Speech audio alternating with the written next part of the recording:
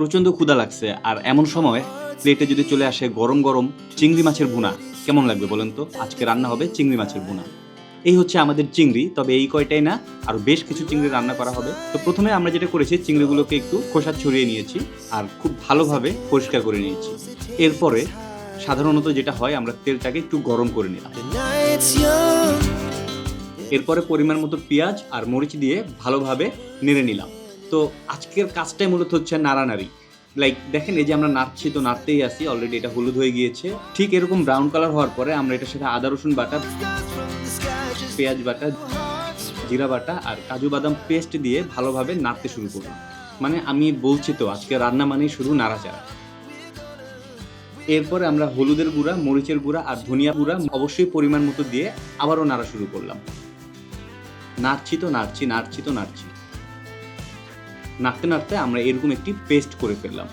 এরপরে আমরা পরিমাণ মতো লবণ এবং পানি দিয়ে আবারও নাড়তে থাকলাম, নাড়তে থাকলাম, নাড়তে থাকলাম, এমনকি আবারও নাড়তে থাকলাম। তো কিছুক্ষণের মধ্যে এটা এরকম ঘন হয়ে যাবে। দেখতে অনেকটা ঘন ডালের মতো মনে হচ্ছে, তবে এটা ডাল না। তো যাই হোক, আমরা এটাকে আরো গরম করতে থাকলাম। একটা সময় দেখবেন এরকম পোড়া পোড়া ভাব চলে আসবে।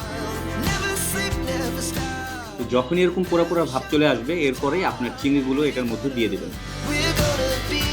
তো চিংড়িগুলো দেওয়ার পরে আমরা আবার এটাকে নাড়তে থাকলাম। তবে এইবার নাড়ার কারণ হচ্ছে, আমরা মশলার সাথে চিংড়িগুলোকে ভালোভাবে মেখে নিচ্ছি।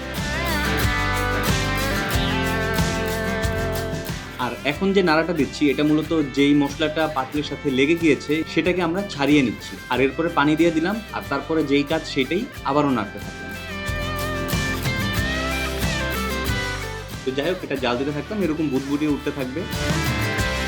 তো একটা পর্যায়ে গিয়ে দেখবেন আপনার বুদবুদির পরিমাণটা আরো অনেক বেশি বেড়ে গিয়েছে, আর পানির পরিমাণটা আস্তে আস্তে কমতে থাকবে, ঠিক এরকম। আর একটা পর্যায়ে গিয়ে একদম এরকম একটি লুক চলে আসবে, যেখানে পানির পরিমাণ একদমই কমে যাবে এবং আপনার মশলা অর্থাৎ পেঁয়াজটাই দেখা যাবে।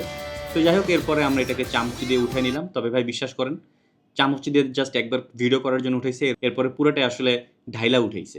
তো যাই হোক, এই হচ্ছে আজকের চিংড়ি ভুনা। গরম গরম ভাত দিয়ে খেতে কিন্তু জাস্ট অসাধারণ। হোমমেড এই চিংড়ি ভুনাকে আমি 10-এ মার্ক করব 10, একদম 100-তে 100। গরম গরম আর গরম ভাত দিয়ে খেতে কিন্তু ভুলবেন না।